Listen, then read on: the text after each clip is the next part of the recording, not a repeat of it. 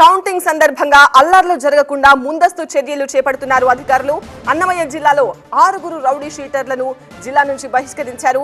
130 మందిని గృహ నిర్బంధంలో ఉండాలని అధికారులు ఆదేశించారు. 3వ తేదీ నుంచి 7వ తేదీ వరకు ఈ ఆదేశాలు అమల్లో ఉంటాయి. కడప జిల్లా వ్యాప్తంగా పోలీసులు మాక్ డ్రిల్ నిర్వహిస్తున్నారు. అల్లర్లకు దిగితే కఠిన చర్యలు తప్పవని పోలీసులు హెచ్చరిస్తున్నారు. ఉమ్మడి కడప జిల్లాలో మొత్తం 600 మంది రౌడీ షీటర్స్ ఉన్నారు. వాళ్ళందరిపైన చర్యలు తీసుకునేందుకు అధికారులు సిద్ధమయ్యారు. 6 జిల్లా నుంచి బహిష్కరించడమే కాకుండా 130 మందిని గృహ నిర్బంధం చేశారు. మిగిలిన వారిపైన ప్రత్యేక నిఘా పెట్టారు అధికారులు.